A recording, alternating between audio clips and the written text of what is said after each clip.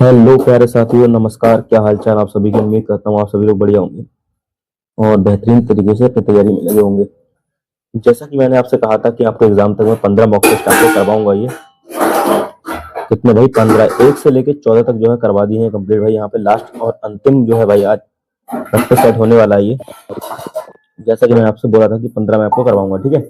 तो 15 में ये अपना जो है लास्ट अंतिम है भाई। यहाँ पे आर्मी जीडी टेस्ट में WMP, बाकी आर्मी क्लर्क के भी देख सकते हैं भाई यहाँ पे, ठीक है आप लोग। तो आइए चलते हैं, क्लास को करते हैं स्टार्ट। और वीडियो अच्छी लगे तो लाइक, चैनल को सब्सक्राइब करें भाई, ठीक है। रेलवे, मैथ्स और साइंस के बेहतरीन क्लासेस चैनल पर आते रहते हैं भाई यहाँ पे, ठीक है। और बाकी जो क्लास की जो PDF है वो चैनल के अबाउट सेक्शन में जाके आप लोग वहां से PDF ले सकते हैं, टेलीग्राम ज्वाइन करके, ठीक है भाई। आप टेलीग्राम का लिंक पड़ा हुआ है वहाँ पे। तो आइए चलते हैं, करते हैं क्लास को स्टार्ट। क्लास का जो है पहला क्वेश्चन रहने वाला है। जिस तरह से आपके क्वेश्चन आते हैं उसी तरह से क्वेश्चन मैंने रखे हुए हैं क्लास के अंदर। तो पहला क्वेश्चन स्क्रीन पर है आपके यहाँ पे। आपसे कहा भाई इसरो का मुख्यालय कहाँ स्थित है, ठीक है। इसरो का जो है भाई मुख्यालय कहाँ पर हो जाएगा, ये आपसे पूछा गया है। ये हो जाएगा बेंगलुरु में, ठीक है। कहाँ पर? बेंगलुरु में, ठीक है। बाकी देखिए आर्मी, नेवी, आर्मी, ठीक है, नेवी और एयरफोर्स, ये तीनों का जो मुख्यालय है वो कहाँ पे है भाई? नई दिल्ली में। और DRDO कहाँ है भाई? ये आपका नई दिल्ली में है।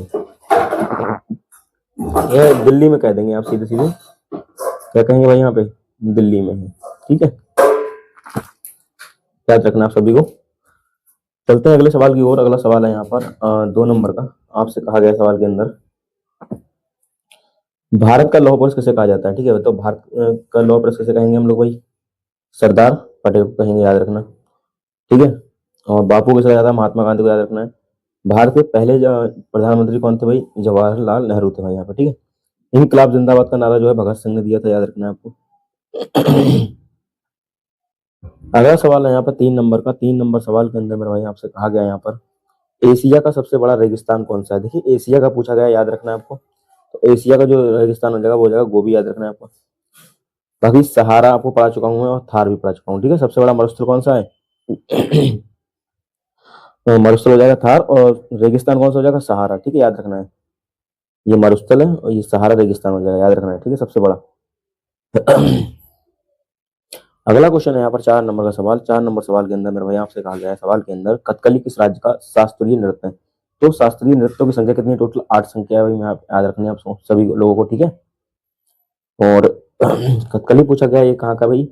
ये केरल का हो जाता है, ठीक है। भरत भरतनाट्यम कहाँ का हो जाएगा भाई? यहाँ पे तमिलनाडु का हो जाएगा, याद रखना है आपको। ये शास्त्रीय नृत्य भाई, ठीक, दोनों। इसका जो है भरतनाट्यम शास्त्रीय नृत्य है और केरल का कथकली शास्त्रीय नृत्य है। शास्त्रीय नृत्य की संख्या कितनी टोटल आप लोग समझ होंगे। तो चलते हैं अगले क्वेश्चन की ओर। अगला क्वेश्चन है यहाँ पर 5 नंबर का सवाल। 5 नंबर सवाल के अंदर मेरे भाई आपसे कहा गया है, सफेद सोने के नाम से किसे जाना जाता है, ठीक है। तो सफेद सोना किसे कहा जाता है आपको याद रखना है मेरे भाई यहाँ पे। कपास जो है भाई इसको सफेद सोना कहते हैं, ठीक है। और सबसे जो है भाई यहाँ पर ऊष्मीय चालकता किसकी है सबसे ज्यादा? विद्युत का प्रभाव सबसे ज्यादा चांदी के अंदर होता है, याद रखना है मेरे भाई यहाँ पे, ठीक है। पारा जो है भाई अधातु है यहाँ पर, जो कमरे के ताप पर द्रव अवस्था में हो जाती है, ठीक है। और ब्रोमीन जो है वो अधातु है, जो कमरे के ताप पर क्या हो जाती है? द्रव अवस्था में हो जाती है, याद रखना आप सभी को। इंपॉर्टेंट क्वेश्चन है, पूछा जाता है, ठीक है। तो ये क्वेश्चन है अपना 6 नंबर का। इस सवाल को करते हैं, आइए। इसमें पूछा गया भाई भारत का सबसे पुराना पर्वत कौन सा है मेरे भाई यहाँ पे, ठीक है। तो जो सबसे पुराना पर्वत हो जाएगा वो हो जाएगी अरावली, याद रखना सभी को, ठीक है। चलते हैं अगले सवाल की ओर। अगला सवाल है यहाँ पे 7 नंबर का। सवाल के अंदर आपसे कहा गया भाई यहाँ पे, भारत की राजधानी कोलकाता से दिल्ली कब स्थानांतरित हुई थी, ठीक है। तो कोलकाता से जो है भारत की राजधानी जो है कोलकाता से दिल्ली कब बनाई गई थी, ये ध्यान, ये पूछा गया आपसे। तो ये 1911 में बनाई गई थी भाई, आपको याद रखना है, ठीक है। अगला सवाल है यहाँ पर 8 नंबर का। 8 नंबर सवाल के अंदर मेरे भाई आपसे कहा गया है, पोंगल किस राज्य का प्रमुख त्योहार है, ठीक है। तो पोंगल जो है मेरे भाई यहाँ पे वो किसका हो जाएगा भाई? यहाँ पे तमिलनाडु का हो जाएगा, यहाँ याद रखना सभी लोगों को। ऑप्शन नंबर ये करेक्ट उत्तर हो जाएगा इस सवाल का, ठीक है। अगला सवाल है यहाँ पर 9 नंबर का क्वेश्चन। आपसे कहा गया 9 नंबर सवाल के अंदर मेरे भाई यहाँ पे पंचतंत्र के लेखक कौन है? ठीक है, तो पंचतंत्र के लेखक कौन हो जाएंगे मेरे भाई? विष्णु शर्मा हो जाएंगे। कौन हो जाएंगे मेरे भाई यहाँ पे? विष्णु शर्मा करेक्ट उत्तर हो जाएगा इस सवाल का। अगला सवाल है यहाँ पर 10 नंबर का, आपसे कहा गया है 10 नंबर सवाल के अंदर मेरा भाई यहाँ पे भारत के किस शहर को झीलों का शहर कहा जाता है? ठीक है, तो झीलों का शहर जो है भाई किसे कहा कहेंगे हम लोग? उदयपुर को कहते हैं मेरे भाई यहाँ पे। ठीक है, उदयपुर को कहते हैं। याद रखना है सभी को, ऑप्शन नंबर बी करेक्ट उत्तर हो जाएगा। ठीक है, शहरों पूछा, याद रखना है। ठीक है, देश अलग हो जाएगा। ठीक है, अगला सवाल है यहाँ पर 11 नंबर का सवाल, आपसे कहा गया विश्व में सर्वाधिक जनसंख्या वाला देश कौन सा है भाई 2026 के अनुसार? ठीक है, तो 2026 के अनुसार मैं बात करूं भाई तो ये भारत आ चुका है भाई। पहले कौन हुआ करता था? पहले चीन हुआ करता था मेरे भाई, याद रखना है। अब कौन है भाई? भारत में जनसंख्या वाला देश बन चुका है मेरे भाई यहाँ पे पहला। ठीक है, याद रखना है। अगला सवाल है यहाँ पर 12 नंबर का सवाल, आपसे कहा गया 12 नंबर सवाल के अंदर संविधान के किस अनुच्छेद को संविधान की आत्मा कहा जाता है मेरे भाई यहाँ पे? ठीक है, तो संविधान का आत्मा जो है मेरे भाई अनुच्छेद 32 को मेरे भाई यहाँ पे कहा जाता है। याद रखना आप सभी को। अगला सवाल है यहाँ पर 13 नंबर का। 13 नंबर सवाल के अंदर आपसे कहा गया भाई यहाँ पर भारत का सबसे बड़ा नागरिक सम्मान कौन सा है? ठीक है, तो आप सभी लोगों को पता होगा भाई यहाँ पर भारत रत्न जो है मेरे भाई यहाँ पे सबसे बड़ा नागरिक सम्मान पुरस्कार मेरे भाई यहाँ पे। ठीक है, अगला सवाल है यहाँ पर 14 नंबर का। 14 नंबर सवाल के अंदर मेरे भाई आपसे कहा गया यहाँ पर स्वतंत्र भारत का पहला बजट किसने पेश किया था? ठीक है, तो जो बजट था भाई किसने पेश किया था?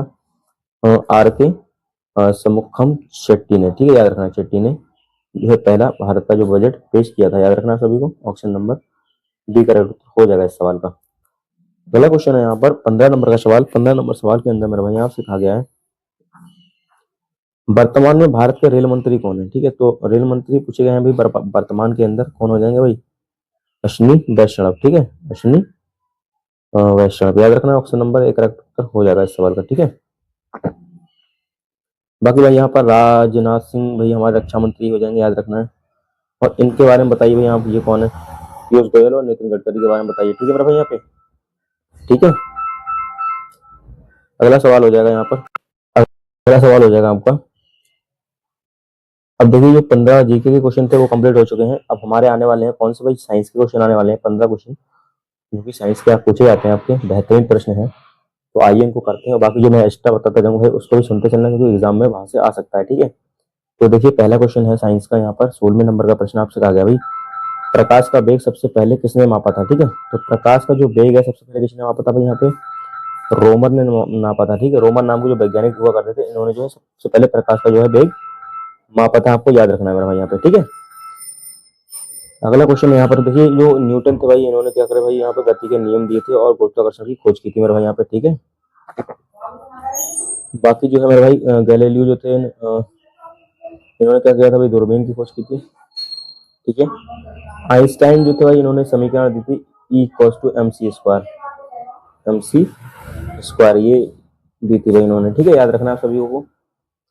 अगला क्वेश्चन है यहाँ पर 17 का, मानव शरीर में रक्त का थक्का किस विटामिन से नहीं जमता है कमी होने पर? ठीक है, नहीं जमता है कमी होने पर, मतलब किस विटामिन की कमी से रक्त का थक्का नहीं जमता है, ये सवाल में पूछा गया आपसे। ठीक है, तो विटामिन के जो है भाई इसकी कमी से शरीर के अंदर जो है मेरे भाई यहाँ पे रक्त का थक्का नहीं जमता है। ऑप्शन नंबर सी बिल्कुल करेक्ट हो जाएगा इस सवाल का। ठीक है, बाकी विटामिन ए के बारे में अगर आप लोग देखेंगे थोड़ा सा सी तो हो गया। विटामिन ए का रासायनिक नाम रेटिनॉल है। ठीक है, और इसी कमी से रतौंधी रोग हो जाता है। याद रखना है, विटामिन ए की कमी से रतौंधी रोग हो जाता है भाई, याद रखना है। इस सवाल का जो करेक्ट उत्तर विटामिन के हो जाएगा, याद रखना आप सभी को। ठीक है, अगला क्वेश्चन हो जाएगा यहाँ पर 18 नंबर का। क्या गया भाई चींटी के डंक में कौन सा अम्ल पाया जाता है? ठीक है, तो चींटी के डंक में कौन सा अम्ल पाया जाएगा यहाँ पे? याद रखना है, फॉर्मिक अम्ल पाया जाएगा। याद रखना है, ठीक है, और लैक्टिक अम्ल जो है मेरे भाई यहाँ पे दूध में पाया जाता है। याद रखना है, दूध या दही में। और एसिटिक अम्ल जो है भाई सिरके में पाया जाता है, एसिटिक अम्ल। ठीक है, याद रखना है आपको। और चलते हैं अगले सवाल की ओर। अगला सवाल है यहाँ पर 19 नंबर का सवाल। 19 नंबर सवाल के अंदर आपसे कहा गया भाई पृथ्वी पर सबसे प्रचुर मात्रा में पाई जाने वाली धातु कौन सी है? ठीक है, जो पृथ्वी पर सबसे अधिक पाई जाती है प्रचुर मात्रा में, ठीक है, वो कौन सी भाई? एल्यूमिनियम है यहाँ पे, एल्यूमिनियम। ठीक है, याद रखना आप सभी को। ऑप्शन नंबर बी करेक्ट उत्तर हो जाएगा इस सवाल का। अगला क्वेश्चन है यहाँ पर आपसे कहा गया भाई धोनी के बारे में आपसे पूछा गया, कहा गया धोनी की चाल हवा में कितनी होती है। ठीक है, तो धोनी की चाल की अगर मैं बात करता हूँ, ये होता है 332 मीटर पर सेकंड। ठीक है, 332 मीटर पर सेकंड होती है मेरे भाई यहाँ पे। और सबसे अधिक किसमें होती है, ठोस में होती है मेरे भाई यहाँ पे। सबसे अधिक किसमें होती है धोनी की चाल, ठोस के अंदर, फिर द्रव के अंदर, फिर गैस में तो लगभग ना के बराबर होता है, यानी जीरो के बराबर मान सकते हैं गैस में। सबसे अधिक ठोस में पहले नंबर पे, दूसरे नंबर पे द्रव में, और तीसरे नंबर जीरो के बराबर यानी गैस के अंदर, याद रखना। ठीक है, एक क्रम अगर पूछी जाए तो ठोस द्रव गैस इस तरह से लगा देंगे क्रम, ठोस में अधिक और द्रव में कम, उससे आगे इस तरह से आप लगा दोगे। ठीक है, अगला क्वेश्चन रहने वाला है आपका 21 नंबर का सवाल। कहा गया सवाल के अंदर वहां से रक्तचाप यानी ब्लड प्रेशर मापने वाले यंत्र को क्या कहा जाता है। ठीक है, तो जो रक्तचाप मापने का जो मेरा भाई यंत्र होता है वो कौन सा होता है, याद रखना है आपको, सिफ्गोमो मैनोमीटर। ठीक है, सिफ्गोमो मैनोमीटर याद रखना है सभी को। और बैरोमीटर से वायु दाब मापा जाता है, याद रखना है सभी को, ये बता चुका हूं मैं। थर्मामीटर से हम लोग टेम्परेचर मापते हैं भाई शरीर का, कितने डिग्री से, 37 डिग्री से लेके मेरे भाई यहाँ पर 42 डिग्री तक, याद रखना है आपको, 37 डिग्री से 42 डिग्री तक। एनीमोमीटर से जो है भाई जो वायु की गति होती है वो मापते हैं, याद रखना है सभी को। अगला यहाँ पर 22 नंबर का सवाल। 22 नंबर सवाल के अंदर मेरे भाई आपसे कहा गया विद्युत का सबसे अच्छा सुचालक कौन सा है, जिसमें विद्युत जो है फ्लो कर सकती है अच्छी तरह से। जस्ट मैंने बताया था ऊष्मा का, और विद्युत का चालक कौन सा हो जाएगा भाई यहाँ पर, चांदी हो जाएगा, याद रखना है सभी को। अगला क्वेश्चन है यहाँ पर 23 नंबर सवाल। 23 नंबर सवाल के अंदर मेरे भाई आपसे कहा गया है गोबर गैस में मुख्य रूप से कौन सी गैस होती है। ठीक है, तो गोबर गैस की अगर मैं बात करता हूँ तो सबसे ज्यादा मीथेन होती है मेरे भाई, कौन सी होती है, मीथेन। ठीक है, और जो वायुमंडल में सबसे अधिक पाई जाती है भाई नाइट्रोजन होती है। वायुमंडल के अंदर कितनी होती है, 78% होती है वहाँ पे, 78% मेरे भाई यहाँ पे। ठीक है, ब्रह्मांड की अगर मैं बात करता हूँ तो ब्रह्मांड के अंदर जो मेरे भाई हाइड्रोजन होती है सबसे अधिक। ठीक है, अधिक ब्रह्मांड के अंदर। ठीक है, याद रखना है। वायुमंडल में 78% जो है भाई नाइट्रोजन होती है। पृथ्वी पर सबसे अधिक जो है भाई ऑक्सीजन होती है पृथ्वी पर। कहाँ पर भाई, पृथ्वी पर। ठीक है, याद रखना है। इंपॉर्टेंट क्वेश्चन बता रहा हूँ आपको, सभी याद याद करते हुए जाना है आप सभी क्वेश्चन को। ठीक है, इसके आसपास से अगर क्वेश्चन आता है तो आप आराम से बना लोगे भाई, इसलिए सभी चीजों को एकदम बेहतरीन तरीके से करते जाना है आपको। अगला क्वेश्चन है मानव मस्तिष्क का सबसे बड़ा भाग कौन सा है। ठीक है, तो मानव मस्तिष्क का सबसे बड़ा भाग की अगर मैं बात करता हूँ, ये होता है सेरिब्रम।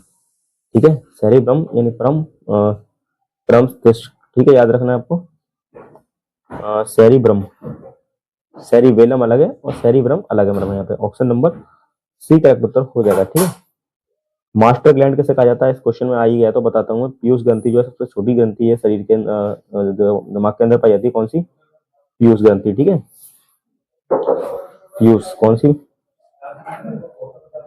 पीयूष जो ग्लैंड है मेरे भाई यहाँ पे सबसे छोटी ग्रंथि है। ठीक है, इसे हम मास्टर ग्लैंड कहते हैं भाई, मास्टर मास्टर मास्टर ग्रंथि। ठीक है, ये दो क्वेश्चन यहाँ से पता चल गए आपको, और ये कहाँ पाई जाती है, मस्तिष्क के अंदर पाई जाती है मेरे भाई यहाँ पे। अगला क्वेश्चन है यहाँ पर आपसे कहा गया है पानी का अधिकतम घनत्व किस तापमान पर अधिक होता है। ठीक है, तो पानी का घनत्व की अगर मैं बात करता हूँ 4 डिग्री सेल्सियस पे जो मेरे भाई यहाँ पे पानी का घनत्व सबसे अधिक होता है। ठीक है, बाकी हिमांक बिंदु की बात करूँ जिससे बोलते हैं जमुना, तो 0 डिग्री हो जाता है। और कथनांक बिंदु की बात करूँ तो 100 डिग्री सेल्सियस होता है, जिसका मतलब होता है भाई, इसका मतलब होता है जमुना, इसका मतलब होता है खौलना यानी उबलना, उबलना। ठीक है, याद रखना, समझ जाएगा मेरे भाई यहाँ पे, उबलना और जमना। ठीक है, तो जमने की अगर बात करता हूँ तो 0 डिग्री पे जम जाता है मेरा भाई यहाँ पे। घनत्व की अगर बात करा गया सवाल के अंदर तो ऑप्शन नंबर बी करेक्ट हो जाएगा, क्योंकि 4 डिग्री सेल्सियस पर घनत्व अधिक होता है। ठीक है, और 100 डिग्री सेल्सियस पे जो मेरे भाई यहाँ पे क्या होता है, पानी जो है कथनांक बिंदु है यहाँ पर उबल जाता है मेरे भाई यहाँ पे। ठीक है, और सेल्सियस डिग्री और फ़ारेनहाइट पैमाने की अगर बात करूँ संबंध पूछा जाता है तो इसमें पूछा कितने डिग्री पर बराबर होता है ये मेरे भाई यहाँ पे, तो आपको ये लगा के आना है भाई माइनस के 40 डिग्री पर जो है फ़ारेनहाइट और डिग्री सेल्सियस पैमाने का मान बराबर होता है -40 डिग्री पर। ठीक है, ये इंपॉर्टेंट क्वेश्चन है, ये पूछे जाते हैं अक्सर, इसलिए मैंने आपको बता दिया मेरा भाई यहाँ पे। ठीक है, याद करके चलना है आप सभी लोगों को।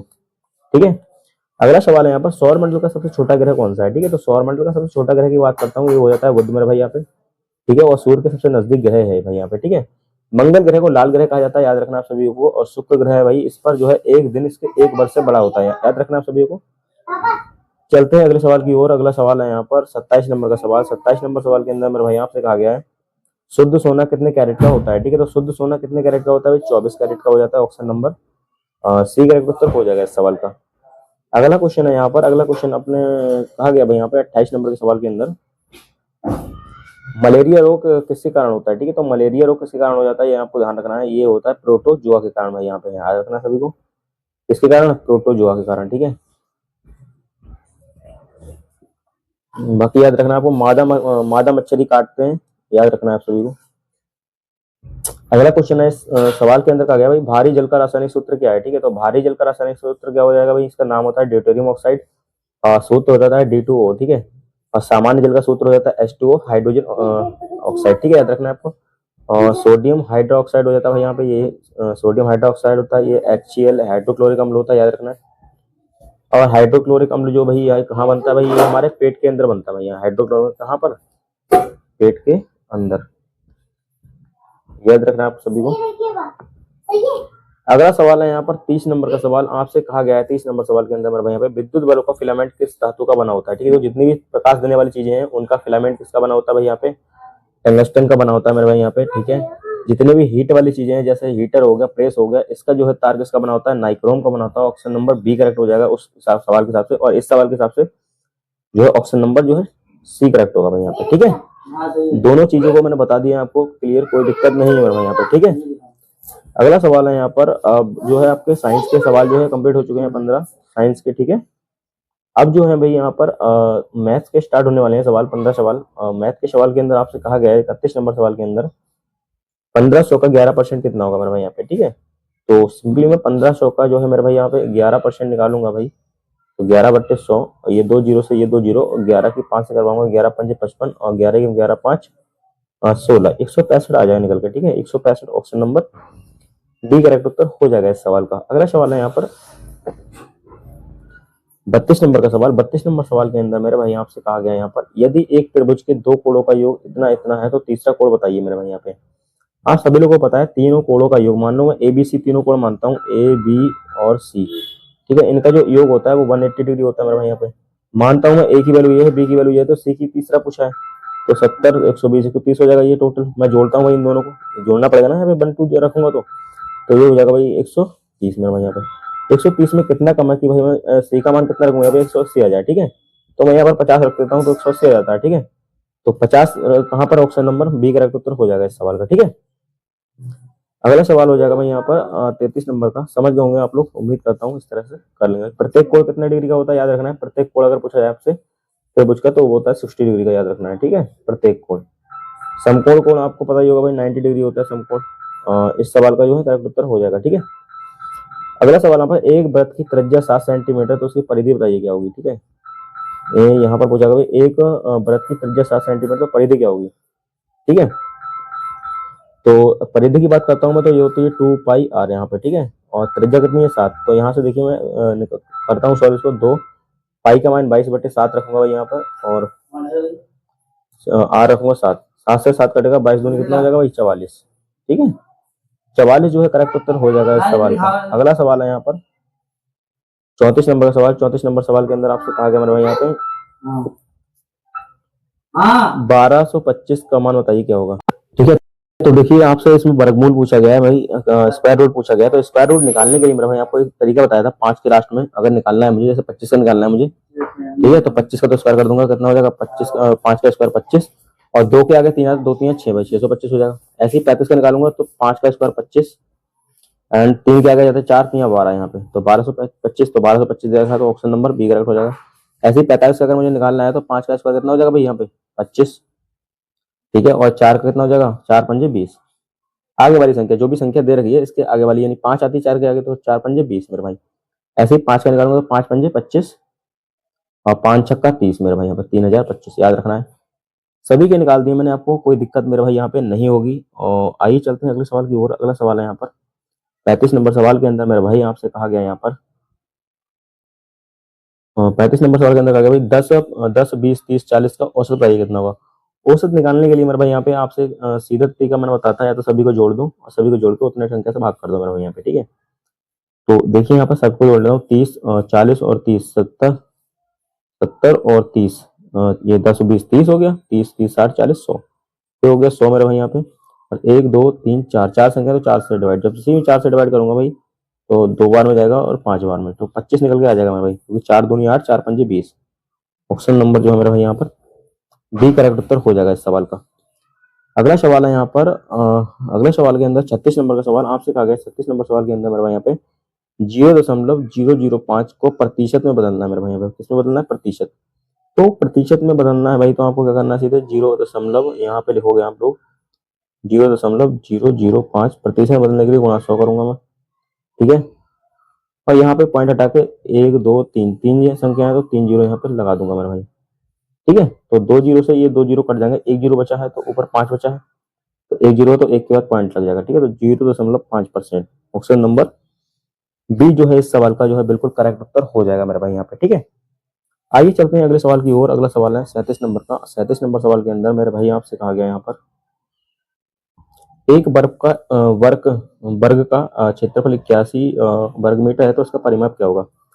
आपको याद रखना भाई, एरिया जो हमारे पास एरिया होता है वो क्या होता है, वर्ग का। ये कोई वर्ग है मान लीजिए यहाँ पर इस तरह से, तो इसका एरिया होता है मेरे भाई वो होता है भुजा स्क्वायर। भुजा मान लेता हूँ ए, तो ए स्क्वायर हो जाता है एरिया, ठीक है। तो ए स्क्वायर बराबर कितना? 81 है।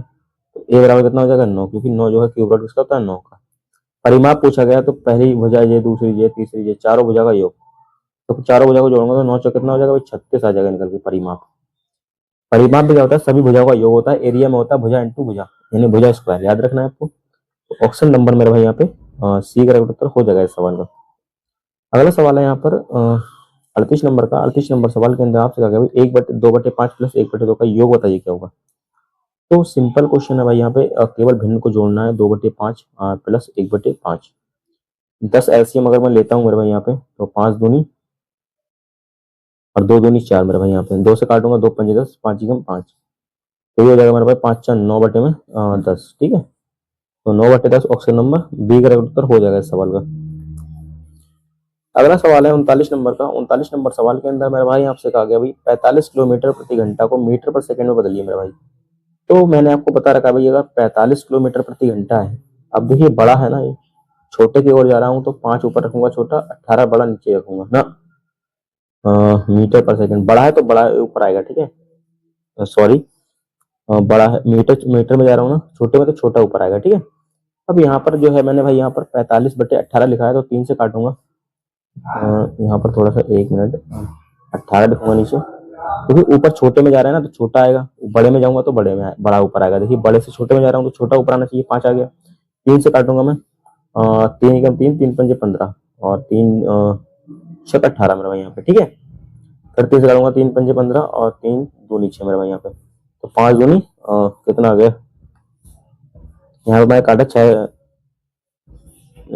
9 से काटता हूँ मैं, 9 दूनी 1 मिनट हो गई यहाँ पे, थोड़ा सा 9 से काटूंगा, 9 पंजे 45 और 9 दूनी 18, ठीक है।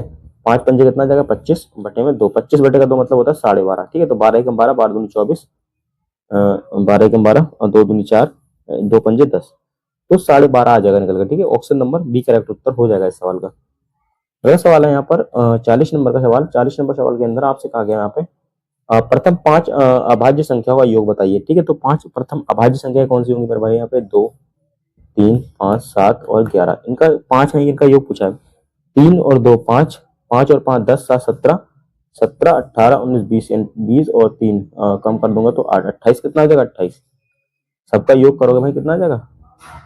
28 निकल के आ जाएगा मेरा भाई। 28 कहाँ पर है? ऑप्शन नंबर बी दे रखा है, करेक्ट उत्तर हो जाएगा इस सवाल का, ठीक है। अगला सवाल है यहाँ पर 41 नंबर। 41 नंबर सवाल के अंदर मेरे भाई आपसे कहा गया है एक कार 300 किलोमीटर की दूरी 5 घंटे में तय करती है, तो चाल बताइए क्या होगी। चाल बराबर होता है दूरी बट्टा समय, ठीक है, डिस्टेंस अपॉन टाइम, ठीक है। तो अगर मैं दूरी डिस्टेंस निकालता हूँ भाई, एस निकालता हूँ अगर मैं, तो डिस्टेंस कितनी है भाई? 300 किलोमीटर अपॉन में टाइम कितना है? इतना है, 5 छक्का 30, 0 का 0, यानी 60 की रफ्तार से चलेगी भाई, 60 किलोमीटर प्रति घंटा, ठीक है। ऑप्शन नंबर बी करेक्ट उत्तर हो जाएगा इस सवाल का। उम्मीद करता हूँ आपको भाई कोई दिक्कत नहीं हो रही होगी और बढ़िया तरीके से क्लास समझ में आ रही होगी भाई यहाँ पे, ठीक है। अगर क्लास पसंद आ रही हो तो भाई लाइक जरूर कर दें और अपने दोस्तों को शेयर भी कर दें। अगला क्वेश्चन है यहाँ पर 42 नंबर का सवाल। 42 नंबर सवाल के अंदर मेरे भाई आपसे कहा गया है यहाँ पे संख्या 12 16 24 का एलसीएम निकालना है। तो एलसीएम मैंने कहा से वही बड़ी संख्या जिसमें ये सारी संख्याएं आती हैं, ये भी करती हो, ये भी करती हो, ये भी काटती हो, ठीक है। अगर मैं 12 लेता हूँ, 36 12 3 36 कट जाएगा। 16 से काटता हूँ, 16 29 नहीं कटेगा भाई यहाँ पे, पहला ऑप्शन गलत हो गया आपका। मतलब ये तीनों संख्या इससे काटती हूँ। अब 12 जो 12 छठी 12 48, 16 16 32 32 48 और 24 दूनी 48 मेरे भाई यहाँ पे काट रहा है सभी सभी संख्याएं जो है 48 को डिवाइड कर रही हैं। समझ रहे हैं ना आप लोग? सभी एलसीएम में जो है सभी संख्या जो है काटनी चाहिए भाई। यहाँ पे ये सभी संख्या जो है भाई इसके पहाड़े में आ रही है 48 के, तो 48 ही करेक्ट उत्तर हो जाएगा इस सवाल का। ठीक है, जो छोटा होता है वही लेना होता है हमें। ठीक है, जो छोटा होता है एलसीएम वही लेना होता है, लेकिन काट शर्तें होनी चाहिए कि सारी संख्या डिवाइड करनी चाहिए। ये जो भी संख्या ली है हमने एलसीएम बनाई है सारी संख्या डिवाइड होनी चाहिए। ठीक है, तो देखिए 24 से भी डिवाइड हो रही है, 16 से भी हो रही है, 12 से हो रही है, 48। ठीक है, वो तो 72 भी रहा है भाई, लेकिन हमें कौन सी लेनी है भाई? यहाँ पे छोटी संख्या लेनी। ठीक है, ये देखिए डिवाइड होनी होती होगी, जो छोटी संख्या होगी वही ले लेंगे हम लोग। ठीक है, देखिए 48 हो रही है तो 48 बी करेक्ट उत्तर हो जाएगा इस सवाल का। अगला सवाल है यहाँ पर 43 नंबर का। 43 नंबर सवाल के अंदर मेरे भाई आपसे कहा गया किसी संख्या का आधा 250 है तो उस संख्या का 10% कितना होगा। मैं मानता हूँ भाई कोई संख्या मेरे पास, उस संख्या का आधा यानी एक्स का जो है आधा मेरे भाई बटे 2 कर दूंगा। आधा कितना है? 250 है। 250 है, अभी देखिए इधर भाग में है तो ये मल्टीप्लाई में जाएगा उधर, तो एक्स बराबर कितना होगा? 250 तो है ही, 2 गुणा करूंगा तो 500 आ जाएगा। अब मुझसे कहा जो संख्या आई है ना इसी का 10% निकाल दो। 10% का मतलब 10/100। ठीक है, तो 2 जीरो से 2 जीरो कर दे, 5 ही कम 5 कितना आ गया मेरे भाई? 50 निकल के आ गए यहाँ पर। 50 जो है ऑप्शन नंबर बी का उत्तर हो जाएगा। समझ गए होंगे आप लोग, कोई दिक्कत नहीं होने वाली यहाँ तक। ठीक है, अगला सवाल है मेरे भाई यहाँ पर 44 नंबर का। 44 नंबर सवाल के अंदर मेरे भाई आपसे कहा गया 5 का क्यूब एंड 5 का स्क्वायर कितना होगा। मेरे भाई यहाँ पे देखता हूँ 5 का स्क्वायर कॉमन ले लेता हूँ। यहाँ से दोनों तरफ 5 का स्क्वायर कॉमन आ रहा है, तो 5 का स्क्वायर कितना आ जाएगा? 25 जो है मेरा भाई कॉमन आ जाएगा यहाँ पे 5 का स्क्वायर। यहाँ कितना बचेगा? केवल 1 5 माइनस, और यहाँ पर केवल 1 बचेगा, तो 5 माइनस 1 4 और 25 का कितना हो जाएगा? यहाँ पे 25 गुना में 4 बचा और 25 का कितना होता है? 100। ठीक है, तो 100 जो है ऑप्शन नंबर बी का उत्तर हो जाएगा। आप सोचो कॉमन लेके ना करूंगा डायरेक्ट कर लूँ, तो डायरेक्ट कर सकते हैं आप। 5 का क्यूब कितना होता है भाई? 125। 5 का क्यूब मेरा भाई कितना हो जाएगा यहाँ पे? 125 माइनस और 25 का स्क्वायर कितना हो जाएगा? 5 का स्क्वायर 25, तो 125 में 25 घटाऊंगा मैं भाई, 25 कितना का 100 निकल के आ जाएगा। ऑप्शन नंबर ए का उत्तर हो जाएगा। ठीक है, दोनों तरीके हैं भाई, आप कर लिए, लेकिन हमें स्मार्ट अप्रोच थोड़ी करनी है। पता चले यहाँ पे कैलकुलेशन बड़ी होती तो हम लोग थोड़ा फंस सकते थे कैलकुलेशन में। ठीक है, तो दोनों तरीके बता दिए आपको, जैसा अच्छा लगता है आप ऐसे कर सकते हैं। हमसे पूछेगा भाई यहाँ पर 10 ग्राम 1 किलोग्राम में कितना प्रतिशत है भाई? 10 ग्राम में 1 किलोग्राम का कितना प्रतिशत है? ठीक है, तो सिंपली मैं क्या करता हूँ यहाँ पे, देखिए सिंपली क्या करना है मुझे भाई, 10 ग्राम है, क्या है मेरे भाई यहाँ पे 10 ग्राम है, इसका कितना किलोग्राम है? तो किलोग्राम के लिए 1000 गुणा 1000 से भाग, और प्रतिशत में पूछा है तो गुणा 100 करूंगा मैं भाई यहाँ पे। ठीक है, प्रतिशत गुणा 100 भी 3 जीरो है, ये 3 जीरो से 3 जीरो खत्म, ये एक निकल के आ जाएगा। ठीक है, तो एक कहाँ पर? ऑप्शन नंबर ए करेक्ट उत्तर हो जाएगा इस सवाल का। ठीक है, उम्मीद करता हूँ यार मेरे भाई आप लोग समझ गए होंगे बढ़िया तरीके से, कोई दिक्कत नहीं होने वाली यहाँ तक। ठीक है, बाकी जो एक्स्ट्रा नॉलेज बताइए भाई उसको ध्यान रखना है। बाकी देखिए मैथ के हो चुके हैं अपने क्वेश्चन, अब आ चुका है अपना रीजनिंग का सवाल। में आपसे क्या कहा है मेरे भाई यहाँ पे? ठीक है, तो सवाल के अंदर देखिए कहा गया है एप्पल को अगर ये लिखता हूं मैं, ठीक है,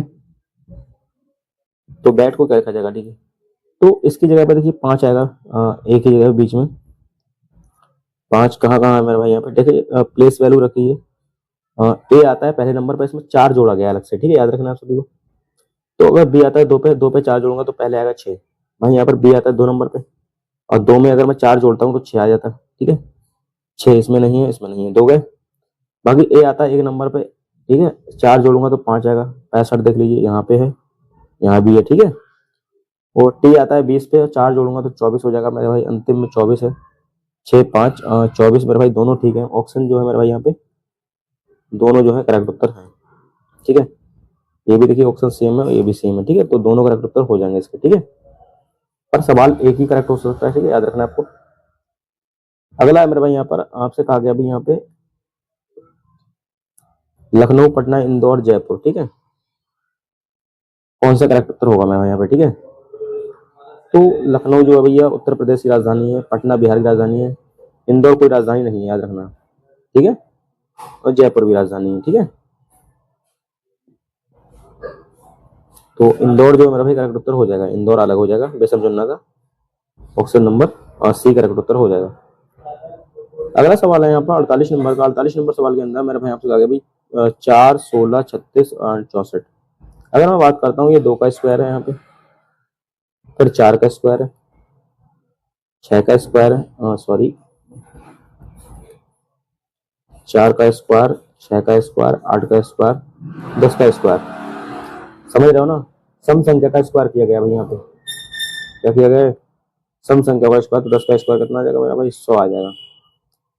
2 4 6 8 10 इस तरह से सम संख्याओं का स्क्वायर चल रहा है। ठीक है, रीजनिंग का बढ़िया सवाल था। चलते हैं अगले सवाल की ओर। क्यूब भी पूछ सकता है आपसे, क्यूब करके जोड़ जोड़ सकता है कोई संख्या इस तरह से। अगला सवाल है यहाँ पर, कलम का मतलब लिखना। तो सुई का मतलब क्या होगा भाई? कलम लिखता है तो सुई क्या करेगी? सिलना। ठीक है, सीना ऑप्शन नंबर जो मेरा यहाँ पे सी करेक्ट उत्तर हो जाएगा इस सवाल का। अगला सवाल है यहाँ पर 50 नंबर का सवाल। 50 नंबर सवाल के अंदर मेरे भाई आपसे कहा गया है पूर्व का मतलब पश्चिम, तो उत्तर का मतलब क्या होगा मेरे भाई? ये पूर्व पश्चिम, उत्तर क्या होगा? दक्षिण। ऑप्शन नंबर ये करेक्ट उत्तर हो जाएगा इस सवाल का। ठीक है, तो ये रहे आपके बेहतरीन 50 क्वेश्चन इस प्रैक्टिस सेट के। ठीक है, तो प्रैक्टिस सेट अच्छा रहा होगा, उम्मीद करता हूँ ऐसी। और मेरे भाई यहाँ पे जो मैंने एक्स्ट्रा चीजें बताई हैं, क्योंकि मैंने इसमें 50 क्वेश्चन नहीं, मतलब 50 से ज्यादा अलग, वो 150 से 200 आसपास क्वेश्चन कॉन्सेप्ट बता दिए होंगे आपको। सारे कॉन्सेप्ट को आप बढ़िया तरीके से करते हैं तो भाई आपके एग्जाम में इसके आसपास से ही क्वेश्चन देखने को मिलेगा। और क्वेश्चन जो है भाई कॉन्सेप्ट बेस्ड आता है, टेंशन लेने की बात नहीं है, इजी पेपर आता है। बस आपके कॉन्सेप्ट पढ़े हुए होने चाहिए, क्वेश्चन आराम से बन जाएगा मेरा भाई यहाँ पे। ठीक है, तो उम्मीद करता हूँ क्लास पसंद आई होगी भाई, और अच्छी लगी हो क्लास तो लाइक, चैनल को सब्सक्राइब जरूर कर दें भाई यहाँ पे। ठीक है, बाकी मिलते हैं नेक्स्ट वीडियो में। Thank you very much. जय हिंद, वंदे मातरम। पीडीएफ के लिए मैंने बता दिया है, चैनल के अबाउट सेक्शन में जाके वहां पर टेलीग्राम का लिंक है, वहां से आप टेलीग्राम ज्वाइन करके इस पीडीएफ को ले सकते हैं रिवीजन के लिए मेरे यहाँ पे। ठीक है, तो मिलते हैं नेक्स्ट वीडियो में। Thank you very much. जय हिंद, वंदे मातरम।